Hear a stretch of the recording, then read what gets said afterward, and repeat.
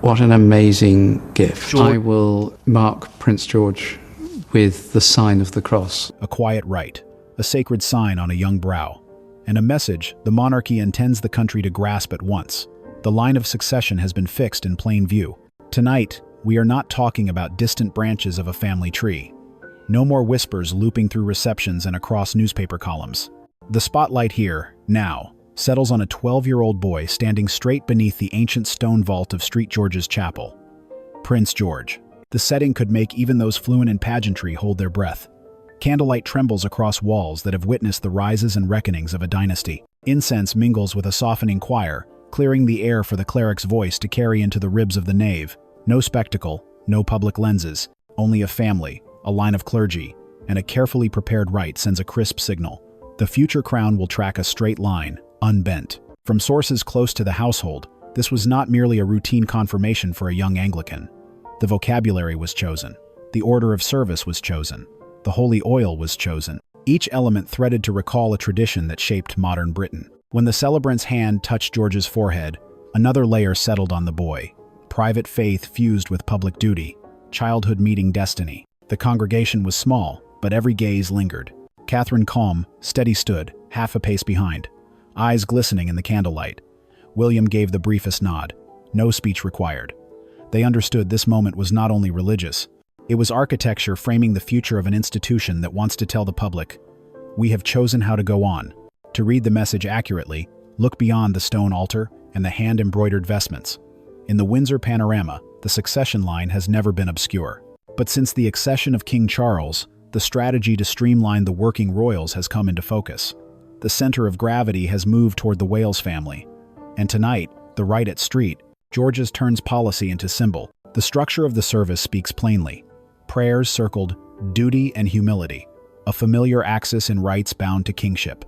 The chrism, the oil that threads through coronation history, was named not as a slogan but as an anchor for emotion. This boy is not only born to inherit, he is being prepared to bear. From the outside, the public may see only a beautiful tableau. Inside the family, this is the hinge in a quiet curriculum.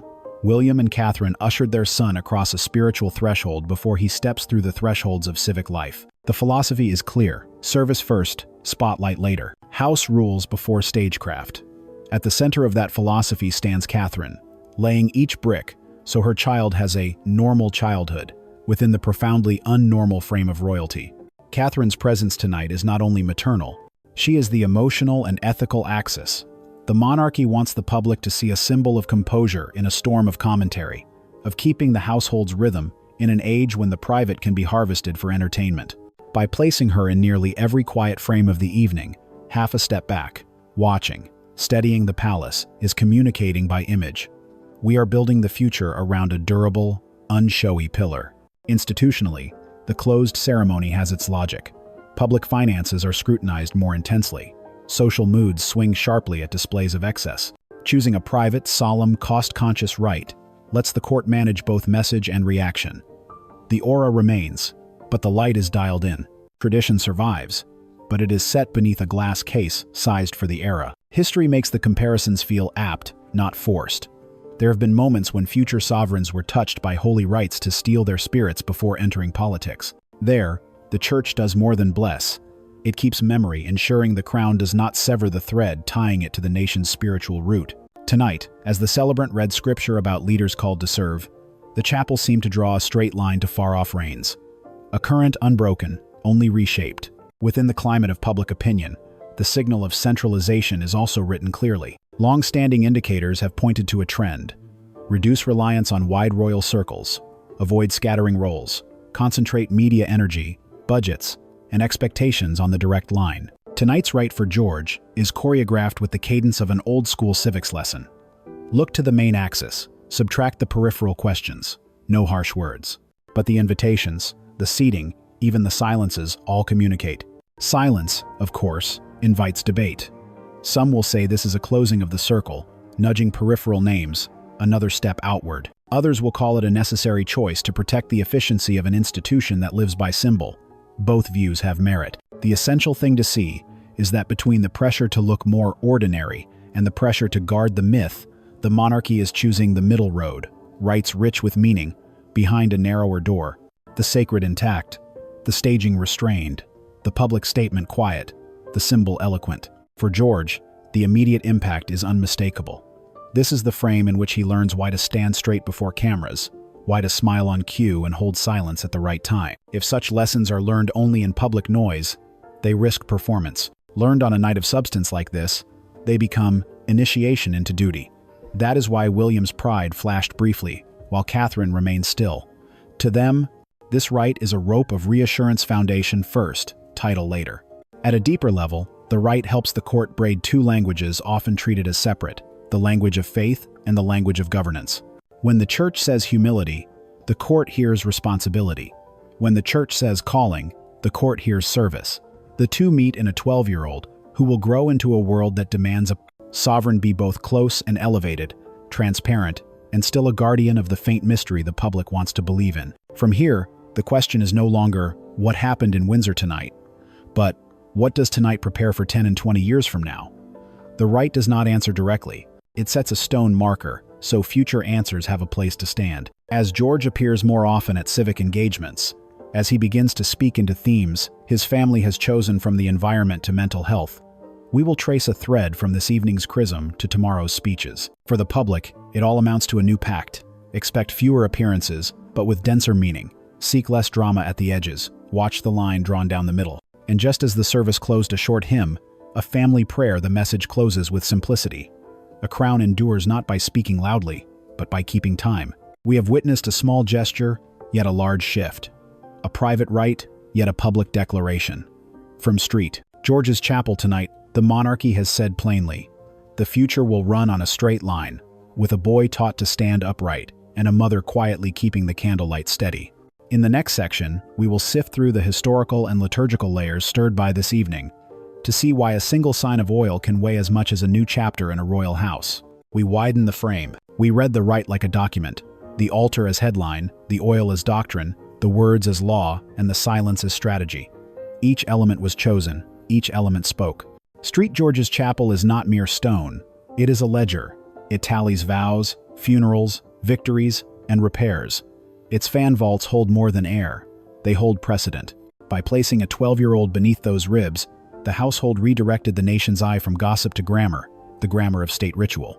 You could hear it in the acoustics. Prayers rose and came back disciplined, not theatrical. The message, continuity is built, not trended. The chapel says, we have done this before, we will do it again. Chrism is theology you can touch. It is not confetti, it is covenant. When oil crossed a boy's brow, two currents braided private belief and public office. In coronations, chrism confers a sacred burden.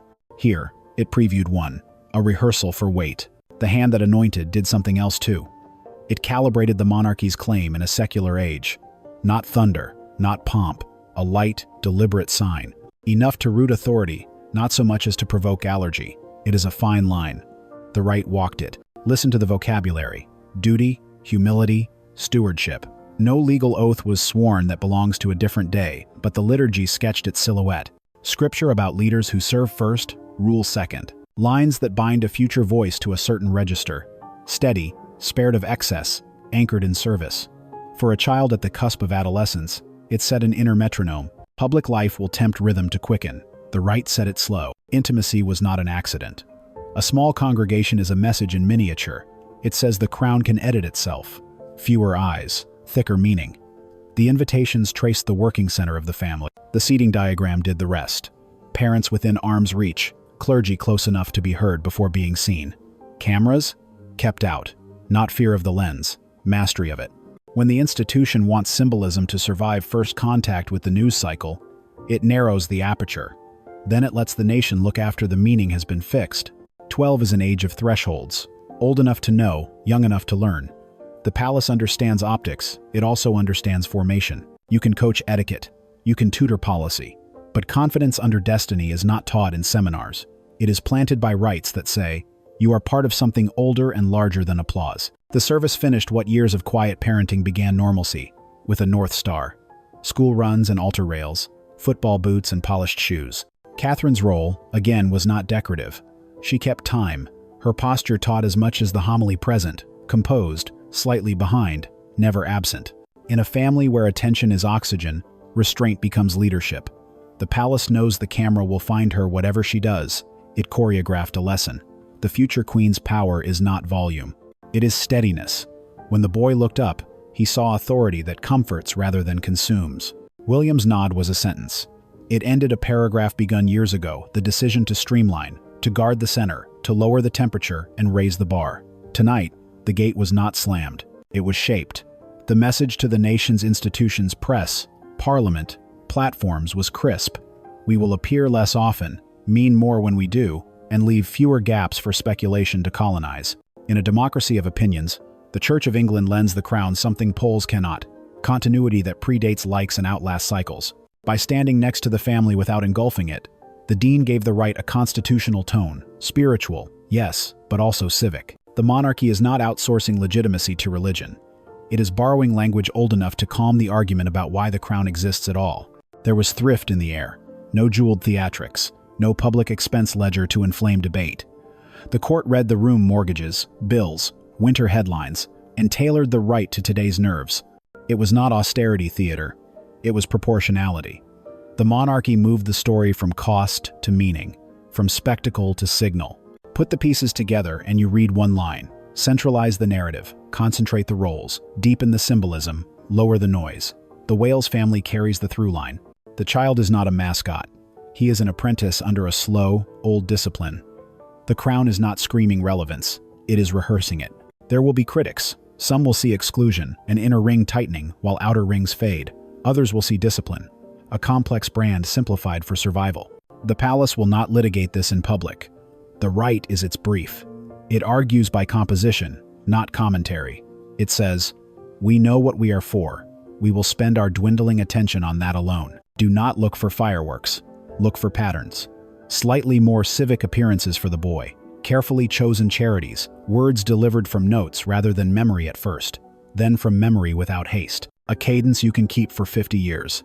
That is the point. The monarchy prefers marathons to headlines. Tonight I taught the first mile. When the hymn closed, the symbolism remained on the walls, as it was meant to. The country will forget the readings chapter and verse. It will remember the picture: a child anointed lightly, a mother steady, a father certain, a chapel that has seen worse and steadied better. In a season of contested institutions, that image does quiet work.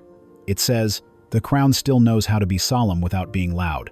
Up next, we turn to the long arc, why these gestures echo Tudor and Victorian transitions without imitating them, and how the institution borrows the past to brief the future. We turn the camera from the moment to the map. The rite was small. The arc it points to is not. The monarchy has reached back into its archive not to reenact the past, but to borrow its grammar. Tudor solemnity, Victorian restraint, 21st century pragmatism. 3 registers, 1 score. Continuity. In older reigns, anointing was the hinge between person and office. It said, "This life is no longer private property." That sentence still works. The rite used a modern, quieter syntax to say the same thing about a boy at 12. Correction. Eras of strain have historically produced rites that renewed authority without berating the public. The move is subtle. You do not shout legitimacy. You stage it. Tonight followed that template: lean, controlled, legible. Confidence. The past lends steel. When an institution can point to centuries, it borrows stamina. The chapel's stones do the talking that press statements cannot. The headline is written in architecture: "We have survived worse." Proportionality. Spectacles are expensive in money and tolerance. The country reads utility now, not just pageantry. A compact rite satisfies both. Meaning for the crown, moderation for taxpayers, clarity. Audiences are fractured. Attention is scarce. The narrative must be simple. The direct line carries the load. The periphery supports, but does not lead. Tonight's casting reflected that hierarchy. Credibility. In an age allergic to self-importance, humility is not a mood, it is a tactic. The vocabulary of duty and service isn't decoration. It is how the crown avoids becoming content. Signal. Choose the venue, the oil, the words. Deliver the message without over-explaining it. Let the images carry the first wave. Shelter. Keep the circle small. Allow meaning to set before narratives compete. Provide only as many details as required to ground, not to inflame. School. Convert the rite into a curriculum. More learning than publicity. Increase the child's civic exposure by inches, not leaps. Tie each outing to service, not spectacle. The palace curated composition guest list, pacing, silence. It showed it can edit itself. The church lent memory language older than polling, tone older than platforms. The press will follow. The palace knows this. By narrowing the aperture, it offered fewer hooks for noise and more context for news. The public will judge cadence, not only content. Fewer appearances, more weight. That is the bargain being proposed. It is a formation moment, a constitutional rehearsal, a spiritual endorsement of service. It is not a coronation, a legal oath, a budgetary burden, a media stunt. It does not rewrite law. It rewrites expectations. Every durable institution has a core and an orbit. The core carries accountability. The orbit carries the atmosphere. The monarchy's recent reforms formalize that geometry. The Wales household is the core parents who prize normal rhythm, children being taught the grammar of duty. The orbit remains, but it no longer dictates tempo. Perception of exclusion. Tight circles can look like closed doors. Mitigation. Public service that is widely shared, not narrowly branded. Church-state optics. Sacred language can jar modern ears. Mitigation. Humility forward, triumph out. The rite's tone did exactly that. Cynicism. In an online economy, every symbol is bait. Mitigation. Under, promise. Over, steady. Keep cameras few and outcomes concrete. Fatigue. If the crown explains too much, it looks defensive. If it explains too little, it looks aloof. The line is thin. The choreography tonight chose restraint and let meaning accrue. Because leadership training has to begin before leadership is required. Because discipline is easier to inherit than to acquire. Because adolescence will test certainty, and rites like this set the metronome before the noise sets the beat. Catherine's pattern is consistent. Normalize, then elevate. School runs as a shield, church rail as compass. She is writing a handbook for modern royal parenting, in plain view, modest images, sturdy outcomes. It is not charisma first. It is character first.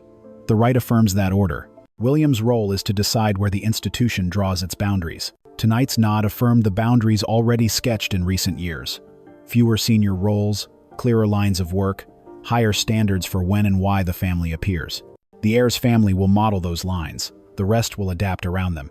Stand. Listen. Answer slowly. Understand that faith here means service, not superiority. Know that the room is older than you and will be here after you. See your parents' posture. Copy it. Then grow into your own. You will not see a calendar flood. You will see a pattern. Appearances linked to service. Youth, mental health, environment. Scripts that stress stewardship over celebrity. Tutors who teach statesmanship as a craft, not a mood. Careful use of first words in public scaffolded, then gradually freed. What does the country get back for its attention?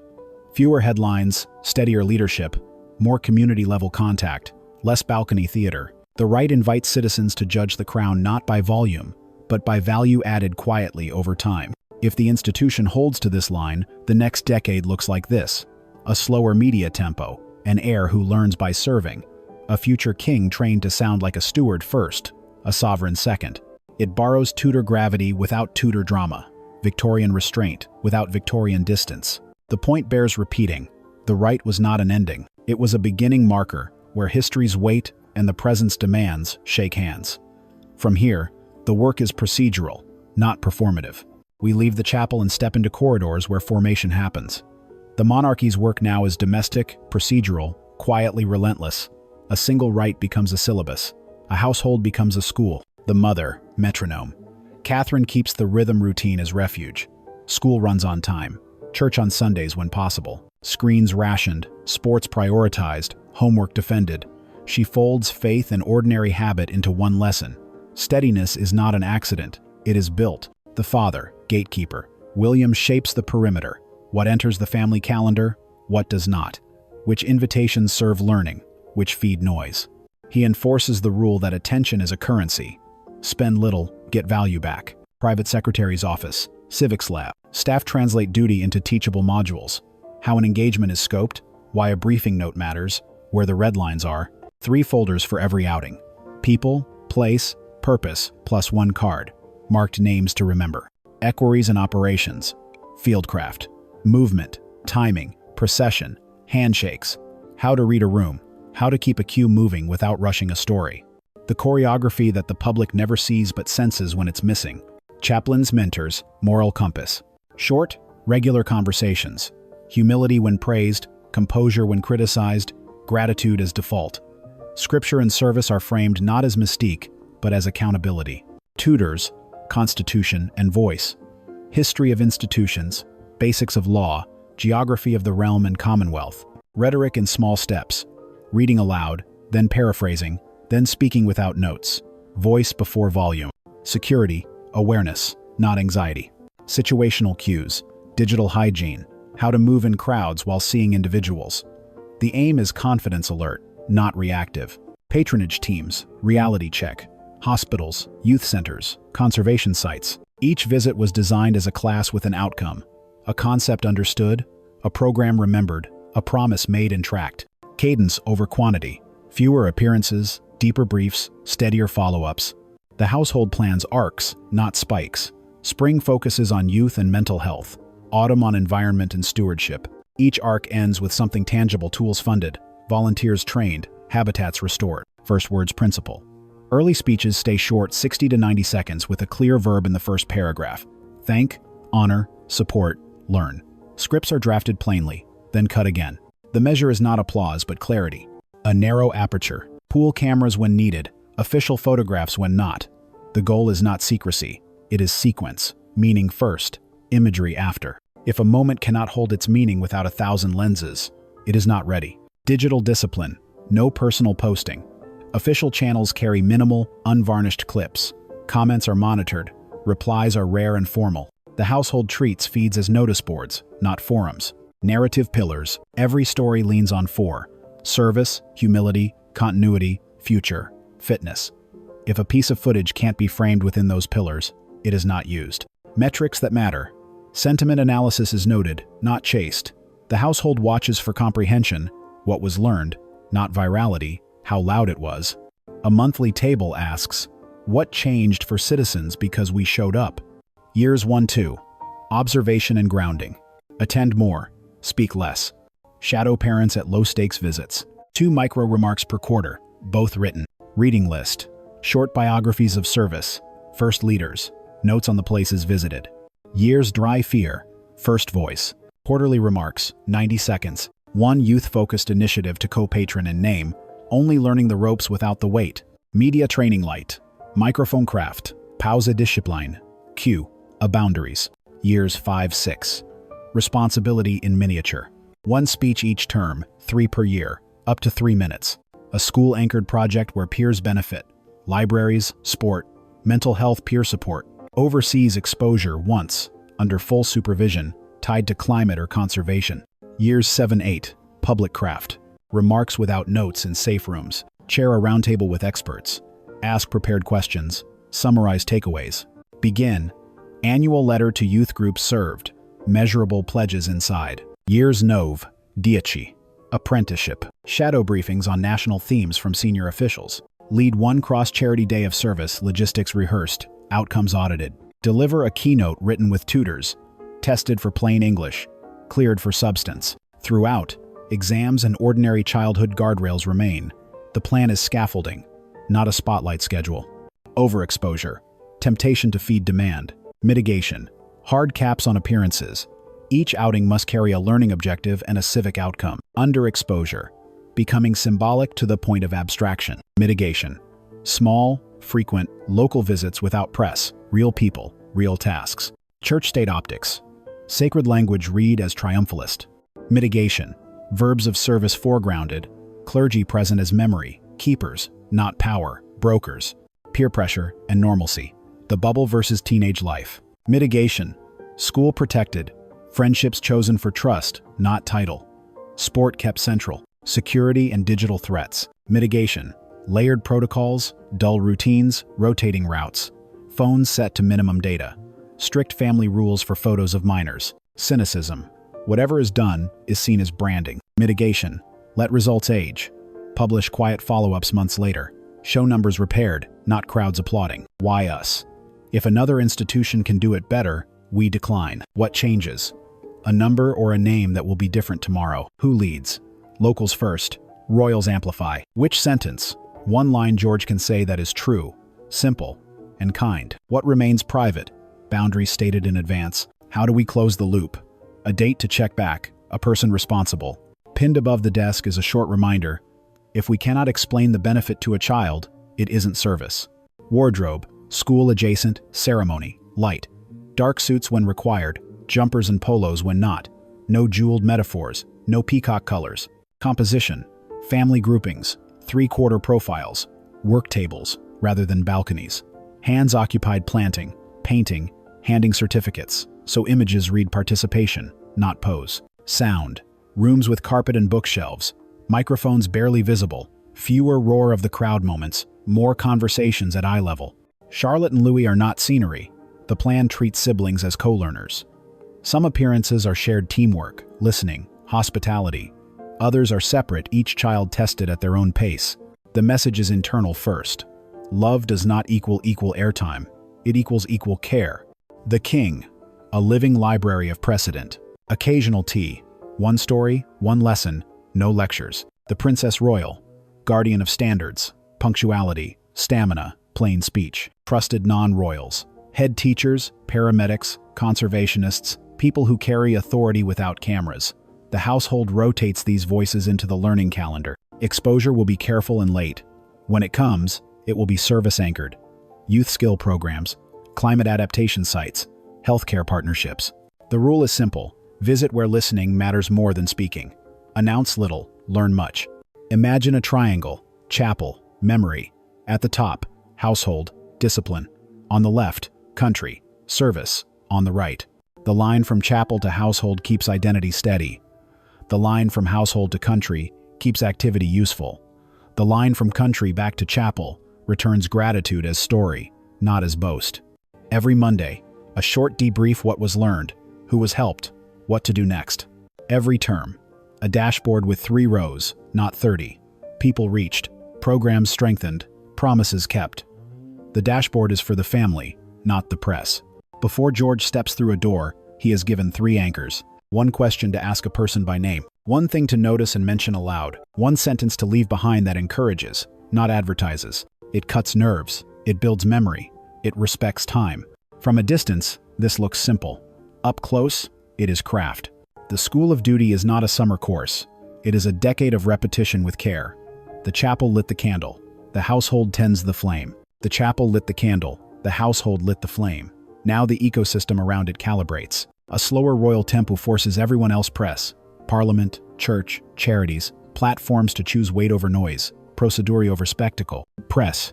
The gallery is asked to trade volume for clarity, pooled access when presence matters, official stills when it doesn't, background notes that explain why this visit, why now. Off-record guardrails are explicit, ambush questions are out, a small rota attends, long lenses wait. When coverage lands, the measure is comprehension, not clip count. Parliament and government. Neutrality is not a slogan, it's an operating rule. No visits in the shadow of votes, no podiums near policy fights, no briefings that sound like bills. MPs host as constituency guides, not protagonists. Data cited in remarks credits departments and councils first. The Crown enters a room to amplify service, not to tilt debate. Church of England. The Dean's role is memory without triumph. Liturgical moments intersect with civic arcs, youth, grief, care, never as pageants, always as pastoral. Chaplaincy visits move quietly through prisons, hospices, shelters. Sermons avoid coronation, thunder. Prayers carry verbs of service. Faith frames vocation, not privilege. Charities and civil society. Selection is disciplined. No plaque without a program, no ribbon without a runway. Each partnership fixes 1 number to move and 1 person responsible. Compacts are multi-year. Audits are plain, language. When the family returns, they report what changed, not what trended. Platforms and public. Algorithms reward heat. The palace answers with cadence. Official channels publish sparse, factual clips and quarterly explainers that stitch work into outcomes. Comments are moderated for safety. Hate is filtered. Criticism that adds facts stays. Open data links sit beneath posts when money or metrics are involved. Rules of engagement. 4. Purpose first. If locals can carry it alone, they do. Fewer cameras. Images follow meaning, not lead it. Locals lead. The microphone moves outward. Follow through. Every appearance has a booked return. Feedback loops. Monthly. A 3-way call: private secretary, charity COO, local lead checks, promises kept. 2-way memos. log frictions and fixes. An independent evaluator issues an annual letter carding impact, misses, and next steps. Red lines. No endorsements. No commercial tie-ins. No reality formats. Minors protected by default. Sacred language used sparingly, never as leverage. The ecosystem learns the monarchy's new rhythm. Less often, more substance. Fewer headlines, steadier gains. If the pact holds, noise decays and meaning compounds a climate in which a boy can grow into service before he grows into sovereignty. No fanfare, just a covenant. A straight line drawn in candlelight, then walked in daylight. The rite was the spark, the household is the hearth, the country is the work. If this holds, the crown measures not by noise, but by people steadied, places strengthened, promises kept. The mother keeps time, the father keeps gates. The boy learns a language older than applause. Stand, listen, serve. Fewer moments, deeper meaning. Rites become routines, routines become character.